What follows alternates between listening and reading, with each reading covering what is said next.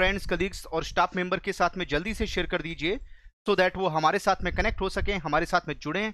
और यहाँ पर आज भी हम आपके साथ में वेरी इंपॉर्टेंट क्वेश्चन डिस्कस करने वाले हैं नाबार्ड एग्जाम को लेकर। अगर आप नाबार्ड ग्रेड ए 2021 एग्जाम की प्रिपरेशन कर रहे हैं, तैयारी कर रहे हैं, तो यहाँ पर ये वेरी इंपॉर्टेंट क्वेश्चंस आपको काफ़ी हेल्प करने वाले हैं, काफ़ी फायदा देने वाले हैं। ओके, एंड इन क्वेश्चंस का जो लेवल है, कुछ मैं क्वेश्चंस आपके लिए ईएसआई करंट अफेयर्स के कुछ क्वेश्चंस लेकर आया हूं, और कुछ क्वेश्चंस यहाँ पर थ्योरिकल पार्ट पर कुछ क्वेश्चंस हैं जिनका लेवल थोड़ा सा अप है। तो सभी क्वेश्चंस को आपको अटेम्प्ट करना है ना। सभी क्वेश्चंस को आपको अटेम्प्ट करना है। एक बार आप मुझे यहाँ पर ये भी बता दीजिए कि आप सभी को स्क्रीन विजिबल है, ऑडिबल है प्रॉपर्ली। ओके, चलिए बढ़ते हैं हम लोग आगे। तो हम यहाँ पर तैयारी करा रहे हैं आपको, आपका नाबार्ड का जो ग्रेड ए 2021 का एग्जाम है, और इसमें जो वेरी इंपॉर्टेंट सब्जेक्ट है ना, जिसे बोल रहे हैं मेरिट सिलेक्शन सब्जेक्ट। तो मेरिट सिलेक्शन सब्जेक्ट में 3 सब्जेक्ट वेरी इंपॉर्टेंट हैं। One is ESI, economic and social issue, ARD और जर्नल अवेयरनेस। तो ये 3 सब्जेक्ट वेरी इंपॉर्टेंट हैं। तो यहां पर इससे पहले ईएसआई के क्वेश्चंस की मैं 4 क्लासेस आपको करा चुका हूं, 4 क्लासेस आपको कंप्लीट करा चुका हूं, एंड ये यहां पर 5th नंबर की क्लास है। अगर इससे पहले की जो 4 क्लासेस अगर आपने नहीं देखी हैं, तो उन 4 क्लासेस को भी आप जरूर देखिएगा, है ना। सारे क्वेश्चंस को जरूर अटेम्प्ट कीजिएगा। अब 6th नंबर की क्लास, 7th नंबर की क्लास आपको चाहिए नहीं चाहिए, मुझे कमेंट करके बताओ, है ना। और अगर आपको चाहिए तो वीडियो को लाइक कर दो, शेयर कर दो। आपके रिस्पांस के ऊपर डिपेंड करेगा, वीडियो के ऊपर आपका जैसा रिस्पांस आएगा, जितना ज्यादा आप लाइक करेंगे, शेयर करेंगे, मैं क्लास नंबर 6 एंड 7 भी आपके लिए लेकर आ जाऊंगा, है ना। मेरा यहाँ पर पूरा फोकस है यहाँ पर कि ईएसआई में किस तरह के क्वेश्चंस आते हैं और उनकी प्रैक्टिस आपको करा दूं। चलिए बढ़ते हम लोग क्वेश्चन का सिलसिला स्टार्ट करते हैं। तो पहला क्वेश्चन, फर्स्ट क्वेश्चन आपके सामने स्क्रीन पर आ गया है। अगर मैं क्वेश्चन नंबर 1 की बात करूं, क्वेश्चन नंबर 1 क्या कहता है, India's foreign exchange reserve rose by $835 million to touch a record of high margin of $612.73 billion। अभी हाल ही में यहां पर अगर हम लोग बात करें, इंडिया का जो फॉरेक्स रिजर्व है उसके डेटा रिलीज हुए हैं, है ना। इंडिया का जो फॉरेक्स रिजर्व है वो $612.73 बिलियन का हो गया है, जिसमें बढ़ोतरी हुई है $835 मिलियन की। तो आपको बताना है कि ये जो फॉरेक्स रिजर्व के डेटा ये कौन रिलीज करता है, किसकी तरफ से ये डेटा रिलीज किए जाते हैं। तो एक ऐसा क्वेश्चन मैं आपको पहले भी प्रैक्टिस करा चुका हूं, है ना। मैं इस तरह का एक क्वेश्चन आपको पहले भी प्रैक्टिस करा चुका हूं, एंड यहां पर उसी लेवल पर एक अलग तरह का क्वेश्चन आपके लिए लेकर आए हैं। ऑप्शन नंबर ए कहता है मॉस्पी की तरफ से डेटा रिलीज होते हैं। मॉस्पी कौन है, ministry of statistics and programme implementation. उसके बाद में option number B RBI, reserve bank of India. Option number C की बात करें ministry of finance. Option number D की बात करें डीजीएफटी, और ऑप्शन नंबर ई की बात करें none of the above. What is the correct answer of this question. इस क्वेश्चन का करेक्ट आंसर क्या है वो आपको मेरे साथ में यहां पर मेरे साथ में अपना जो आंसर है वो आपको शेयर करना है। तो यहां पर भाई ध्यान दीजिएगा, अगर हम फॉरेन एक्सचेंज रिजर्व, इंडिया का जो फॉरेक्स है उसके डेटा रिलीज करने की बात करें, तो ये reserve bank of India RBI की तरफ से रिलीज किए जाते हैं। और इंडिया में जितना भी फॉरेक्स रिजर्व होता है उसका जो कस्टोडियन है वो कौन होता है, वो रिजर्व बैंक ऑफ इंडिया होता है। कस्टोडियन का मतलब है जिसके कब्जे में, है ना, जिसके पास में सारा फॉरेक्स रिजर्व रखा रहता है ना, वो किसके पास, आरबीआई के पास रखा रहता है। और ये सारे डेटा भी रिजर्व बैंक ऑफ इंडिया ही यहां पर रिलीज करता है। अगर मैं फॉरेक्स रिजर्व की बात करूं, दुनिया में पहले नंबर पे जो कंट्री का नाम आता है वो है चाइना, और चाइना का जो फॉरेक्स रिजर्व है वो लगभग, है ना, 3000+ बिलियन डॉलर का है ना। 3000 बिलियन से ज्यादा डॉलर का फॉरेक्स रिजर्व है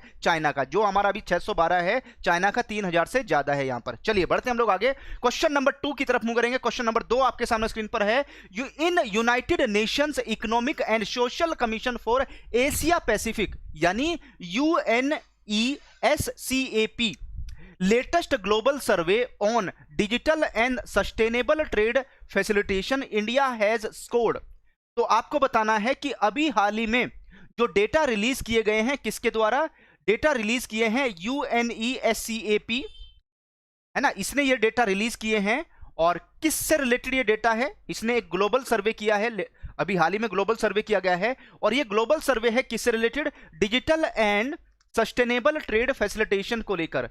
तो इंडिया ने कितना स्कोर किया, ऑप्शन नंबर ए कहता है 100%, ऑप्शन नंबर बी की बात करूं 95.32%, ऑप्शन नंबर सी की बात करें 90.32%, ऑप्शन नंबर डी की बात करें 80.32%, एंड उसके बाद में ऑप्शन नंबर ई की बात करें none of the above. What is the correct answer of this question? इस क्वेश्चन का करेक्ट आंसर क्या है वो आपको मेरे साथ में शेयर करना है ना? जल्दी से फटाफट मेरे साथ में अपना जो आंसर शेयर कर दीजिए।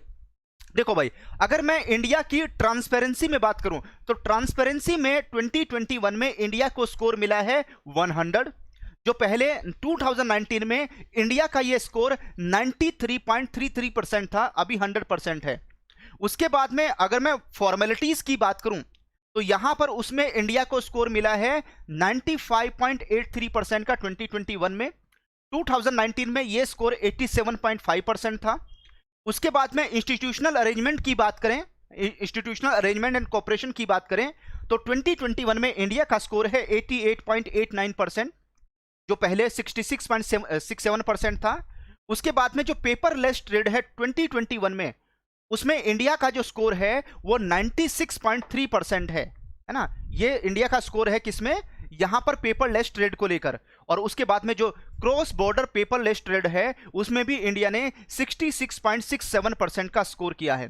और यही कारण है, इसकी वजह से जो ओवरऑल इंडिया का जो यहां पर स्कोर है वो इंप्रूव हुआ है ना? और इंडिया का स्कोर कितना हो गया है? दैट इज 90.32%, 90.32% का इंडिया का ये स्कोर है ना? इंडिया का ये यहां पर स्कोर हो जाता है। ठीक है, चलिए बढ़ते हैं हम लोग आगे एंड नेक्स्ट मूव करते हैं यहां पर, है ना? नेक्स्ट मूव करते हैं क्वेश्चन नंबर 3 की तरफ। क्वेश्चन नंबर 3 आपके सामने स्क्रीन पर है। क्वेश्चन नंबर 3 क्या कहता है? Rashmi Ranjan Das, a joint secretary of finance ministry, has been appointed to UN का मतलब है United Nations tax committee as a member for the term period 2021 to, है ना, 2025, 2024, 2023, 2022, 2030।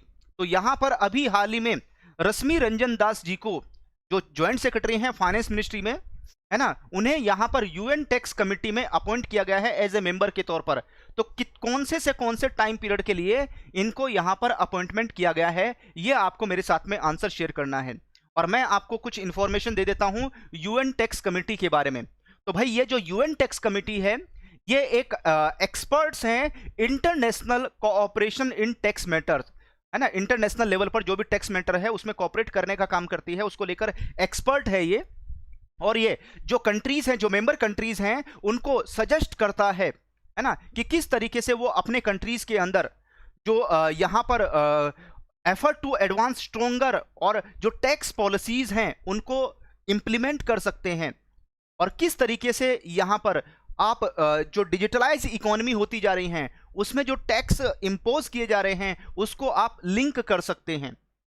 ठीक है, उसके बाद में जो ग्लोबलाइज्ड ट्रेड है, इन्वेस्टमेंट है ना, ये सब चीजें भी डिजिटलाइज हो रही हैं, तो उस केस में आप टैक्स को कैसे इंपोज कर सकते हैं, है ना? तो टैक्स, अपने टैक्स सिस्टम को कैसे स्ट्रॉन्ग बनाए, तो इसके ऊपर ये यूएन टैक्स कमेटी काम करती है। तो आपको बताना है कितने टाइम पीरियड के लिए अपॉइंटमेंट किया गया है। तो यहां पर इनका जो अपॉइंटमेंट है वो 2021 से लेकर 2025 के लिए इनका अपॉइंटमेंट किया गया है। 2021 से लेके 2025 तक के लिए इनका अपॉइंटमेंट यहां पर किया गया है। चलिए बढ़ते हैं हम लोग आगे, क्वेश्चन नंबर 4 की तरफ मूव करते हैं। क्वेश्चन नंबर 4 आपके सामने स्क्रीन पर है ना? क्वेश्चन नंबर 4 कहता है IMF had projected that global growth for 2021 would be how much %। अभी हाल ही में IMF यानी इंटरनेशनल मॉनेटरी फंड की तरफ से जो ग्लोबल ग्रोथ है वो 2021 के लिए डेटा रिलीज किए गए हैं, प्रोजेक्ट किया है, इन्होंने फोरकास्ट किया है कि कितनी ग्रोथ रहने वाली है ग्लोबल लेवल पर। ऑप्शन नंबर ए कहता है 3% की, ऑप्शन नंबर बी कहता है 4%, ऑप्शन नंबर सी कहता है 6%, ऑप्शन नंबर डी कहता है 12%, ऑप्शन नंबर ई कहता है none of the above. What is the correct answer of this question? इस क्वेश्चन का करेक्ट आंसर क्या है? फटाफट मेरे साथ में अपना जो आंसर है वो शेयर कर दीजिए। भाई यहां पर आप नाम से ज्यादा फोकस करें क्वेश्चंस को अटेम्प्ट करने के ऊपर, है ना? क्वेश्चंस के ऊपर, है ना? नाम आपका अपने आप बड़ा हो जाएगा, आपका नाम अपने आप जाना और पहचाना जाएगा, है ना? बस आपको फोकस करना है किसके ऊपर? स्टडी के ऊपर, पढ़ाई के ऊपर फोकस करना है। ठीक है, अभी अपना, है ना, आपको अपना नाम खुद से बताने की जरूरत नहीं है, लोग आपका नाम बोलेंगे, लोग आपका नाम बताएंगे जब आप सक्सेसफुल हो जाओगे, जब आपके हाथ में एक अच्छी जॉब होगी, है ना? तो यहाँ पर अड्डा 24/7 ऑफिशियल यूट्यूब चैनल पर भी आपका यहाँ पर अगर हम लोग बात करें, है ना, आप अपनी जो सक्सेस स्टोरी है यहाँ भी शेयर कर सकते हैं। ओके, नाम अपने आप आपका बड़ा हो जाएगा, लोग आपका नाम लेंगे, आपको खुद से बताने की जरूरत नहीं पड़ेगी।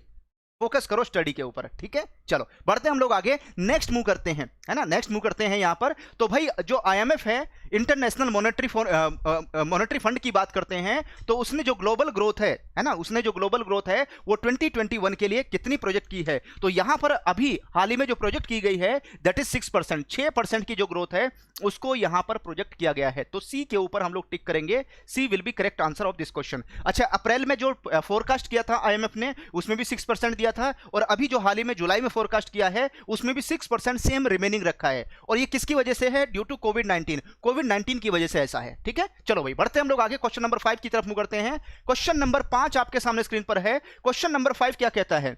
अभी हाल ही में, और मुझे लगता है हलवा क्वेश्चन है एकदम, है ना, और आप सभी की तरफ से मुझे एकदम करेक्ट आंसर मिलने वाला है, लेकिन मैं इसमें कुछ एडिशनल इंफॉर्मेशन भी आपको प्रोवाइड करने वाला हूं, है ना, कुछ एडिशनल इंफॉर्मेशन आपको प्रोवाइड करूंगा इसमें। तो यहां पर चलिए इस क्वेश्चन की बात कर लेते हैं। ये क्वेश्चन क्या कहता है? अभी हाल ही में प्राइम मिनिस्टर, हमारे कंट्री के प्राइम मिनिस्टर नरेंद्र मोदी जी ने, है ना, वर्चुअली इनॉग्रेशन किया है एक न्यूली बिल्ड 5 स्टार होटल का। एक नया 5 स्टार होटल बना है, और वो भी किसके ऊपर? जो रेलवे स्टेशन है उसको रीडेवलप करके उसके टॉप पर, उसके ऊपर ये रेलवे स्टेशन बनाया गया है। तो आपको बताना है ये रेलवे स्टेशन कौन से, है ना, कौन सी जगह पर बनाया गया है? ये जो होटल है रेलवे स्टेशन के ऊपर कौन सी जगह पर रीडेवलप किया गया है? ऑप्शन नंबर ए कहता है कि ये भोपाल रेलवे स्टेशन के ऊपर है। ऑप्शन नंबर बी कहता है अमृतसर रेलवे स्टेशन पर है। Option number C Gandhinagar railway station. Option number D कहता है New Delhi railway station. Option number E कहता है none of the above. What is the correct answer of this question? इस question का करेक्ट आंसर क्या है? और अगर मैं इस प्रोजेक्ट की बात करूं, ये प्रोजेक्ट स्टार्ट हुआ था इन द ईयर 2017, 2017 में ये प्रोजेक्ट स्टार्ट हुआ।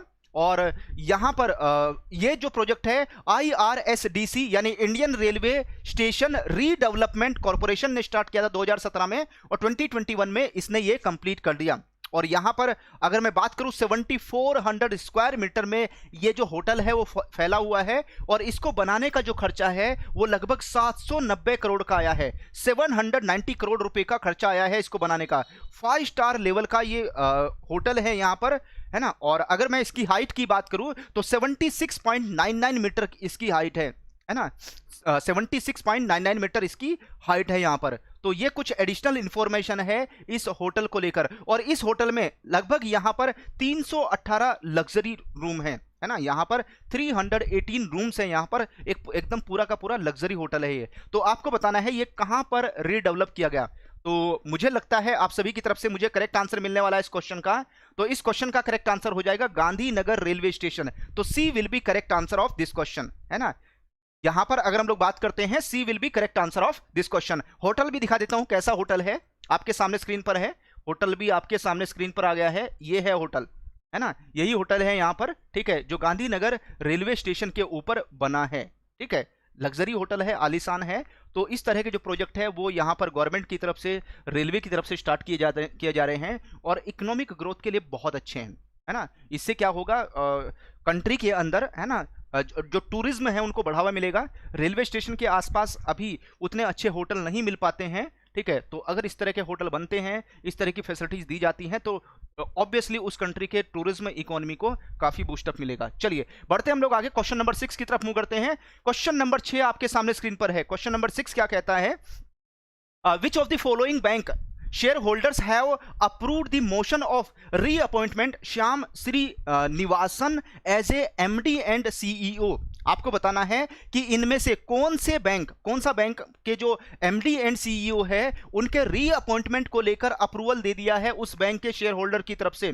ऑप्शन नंबर ए कहता है HDFC bank, option number B कहता है ICICI bank, option number C कहता है Bandhan bank, option number D कहता है federal bank, option number E की बात करूं तो that is Kotak Mahindra bank. What is the correct answer of this question? इस क्वेश्चन का करेक्ट आंसर क्या है वो आपको मेरे साथ में शेयर करना है। तो यहां पर अगर मैं इस क्वेश्चन के करेक्ट आंसर की बात करूं तो अभी हाल ही में जो MD एंड CEO है, रीअपॉइंटमेंट का जो अप्रूवल है शेयर होल्डर की तरफ से दिया गया, वो दिया गया है फेडरल बैंक की तरफ से, है ना। कौन सा बैंक है? Federal bank. तो D will be correct answer of this question. चलिए बढ़ते हम लोग आगे, क्वेश्चन नंबर 7 की तरफ मूव करते हैं। अच्छा, अब यहां पर कुछ थ्योरिकल पार्ट पर क्वेश्चन आए हैं, लेंदी क्वेश्चन है, तो इन क्वेश्चन की भी आप प्रैक्टिस करें। अब क्वेश्चंस का जो लेवल है थोड़ा सा अप हो गया है, टफ हो जाएगा थोड़ा सा, है ना, ध्यान से पढ़िए। If the model agriculture produce marketing committee यानी APMC act 2003 is implemented successfully all across India, it will result in, इसका जो रिजल्ट है वो इनमें से किसके ऊपर देखने को मिलेगा, कहां पर इसके रिजल्ट का इंपैक्ट आएगा।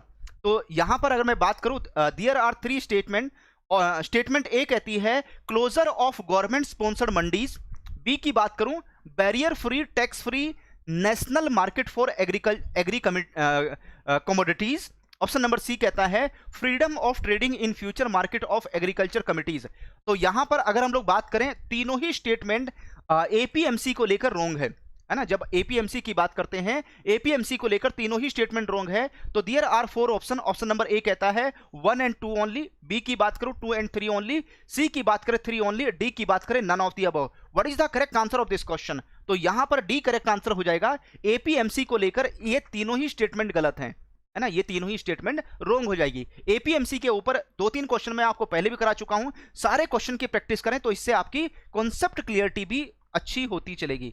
चलिए बढ़ते हम लोग आगे, क्वेश्चन नंबर 8 की तरफ मूव करते हैं। क्वेश्चन नंबर 8 आपके सामने स्क्रीन पर है। Which of these was were the key feature of draft model agriculture produce market committee APMC act 2016? तो एपीएमसी 2016 जो यहां पर इसका ड्राफ्ट रिलीज किया गया था गवर्नमेंट की तरफ से, जो ministry of agriculture and farmer welfare की तरफ से जो ड्राफ्ट इसका रिलीज किया गया था, तो उसको लेकर इसके की फीचर क्या है? तो 3 स्टेटमेंट आपको दी गई है। Statement 1, it strives A create a barrier free single market for agriculture product in the country. Second की बात करें, it bans the participation of private market yards in the agriculture trading operation. और third की बात करूं, it abolish all the form of market fees on agriculture produce sold in mandis. तो आपको बताना है कि इस क्वेश्चन को लेकर इनमें से कौन सा ऑप्शन करेक्ट है। तो 1 की बात करूं 1 and 3 ओनली, बी की बात करें 2 ओनली, सी की बात करें फर्स्ट ओनली, डी की बात करें 1, 2, 3। What is the correct answer of this question? तो भाई इस क्वेश्चन के अगर हम करेक्ट आंसर की बात करें, that is option number C, first जो पहली स्टेटमेंट है, it strive to create a barrier free single market for agriculture product in the country, है ना, एक कंट्री एक मार्केट। यहां पर गवर्नमेंट का पूरा फोकस है वन मार्केट, है ना, वन कंट्री वन मार्केट का जो कॉन्सेप्ट है गवर्नमेंट की तरफ से इंप्लीमेंट किया जा रहा है। तो C will be correct answer of this question, और यही यहां पर जो एपीएमसी है उसका ऑब्जेक्टिव है। चलिए बढ़ते हम लोग आगे, क्वेश्चन नंबर 9 की तरफ मूव करते हैं, है ना। क्वेश्चन नंबर 9 भी एपीएमसी से रिलेटेड है। With reference to agriculture in India consider the following statement. पहली स्टेटमेंट है agriculture is a concurrent list subject. Option number second की बात करूं, the APMC act is enacted and implemented by the union government। तो आपको answer करना है कि इनमें से कौन सा ऑप्शन करेक्ट है। ए फर्स्ट ओनली, बी की बात करूं सेकंड ओनली, सी की बात करें both first and second, D की बात करते हैं none. What is the correct answer of this question? इस क्वेश्चन का करेक्ट आंसर क्या है वो आपको मेरे साथ में शेयर करना है। तो यहां पर अगर मैं एपीएमसी की बात करूं तो एपीएमसी को लेकर यहां पर आंसर करना है, तो D will be correct answer of this question. चलिए आज का लास्ट क्वेश्चन मैं आपके साथ में शेयर करने वाला हूं, और ये है आज का लास्ट क्वेश्चन। अच्छा, इन क्वेश्चंस की अगेन एंड अगेन प्रैक्टिस जरूर करें, सो दैट इनके ऊपर आपकी जो पकड़ है वो अच्छी बनती जाए और एग्जाम में आप अच्छी परफॉर्मेंस दे सकें। तो ये क्वेश्चन थोड़ा सा लेवल अप है, तो इनको बार बार प्रैक्टिस जरूर करें। क्वेश्चन नंबर 10 आपके सामने स्क्रीन पर है प्रेजेंटली। ये क्वेश्चन भी एपीएमसी को लेकर है, ये क्वेश्चन भी किसको, एपीएमसी को लेकर है। Do not offer which of the following facilities to farmer. अगर मैं एपीएमसी की बात करूं तो एपीएमसी को लेकर इनमें से वो कौन सी फैसिलिटीज है जो फार्मर को यहां पर ऑफर नहीं की जाती, वो आपको बताना है मुझे, है ना। जल्दी से बता दो मुझे यहां पर what is the correct answer of this question. इस क्वेश्चन का करेक्ट आंसर क्या है वो आपको मेरे साथ में शेयर करना है। तो यहां पर अगर मैं बात करूं तो 3 स्टेटमेंट आपको दी गई हैं। यहां पर पहली स्टेटमेंट क्या कहती है, regulation of remunerative prices to farmers, ये स्टेटमेंट 1 है यहां पर, है ना। उसके बाद में सेकंड की बात करूं, grading and standardisation of agriculture produce. Third की बात करें, direct sale of agriculture produce to markets. और उसके बाद में बात करें यहां पर, है ना, ऑप्शन नंबर ए कहता है 1 and 2 ओनली, बी की बात करूं 1 and 3 ओनली, सी की बात करें 2 and 3 ओनली, डी की बात करते हैं 3rd only. What is the correct answer of this question? इस क्वेश्चन का करेक्ट आंसर क्या है वो आपको मेरे साथ में शेयर करना है। अच्छा, अगर मैं एपीएमसी की बात करूं, है ना, अभी जो क्वेश्चन था एपीएमसी इंप्लीमेंटेशन को लेकर, हो सकता है आप में से किसी को कंफ्यूजन हो। एपीएमसी स्टेट गवर्नमेंट के द्वारा इंप्लीमेंट किया जाता है, ना कि यूनियन गवर्नमेंट। है ना। एक्ट तो बना दिया सेंट्रल गवर्नमेंट ने, यूनियन गवर्नमेंट ने एक्ट बना के दे दिया, लेकिन इंप्लीमेंटेशन कौन करेगा? स्टेट गवर्नमेंट करेगी, ना कि यूनियन गवर्नमेंट। ओके चलिए, क्वेश्चन नंबर 10 आपके सामने स्क्रीन पर है। क्वेश्चन नंबर 10 में जो 3 है, direct sale of agriculture produce to the market, यहां पर उसी के लिए तो एपीएमसी बनाया गया है ना। तो यहां पर अगर हम लोग बात करते हैं, ये यहां पर ऑफर नहीं किया जाएगा, direct sale of agriculture produce to the market ये ऑफर नहीं होगा, वन नेशन वन मार्केट यहां पर ऑफर किया जाएगा। तो ये एपीएमसी का first and second will be objective. चलिए बढ़ते हैं हम लोग आगे, नेक्स्ट मूव करते हैं। अच्छा मेरे साथ में अपना स्कोर भी शेयर कर दो कि इन 10 क्वेश्चंस को अटेम्प्ट करने के बाद में आपने कितना स्कोर किया है।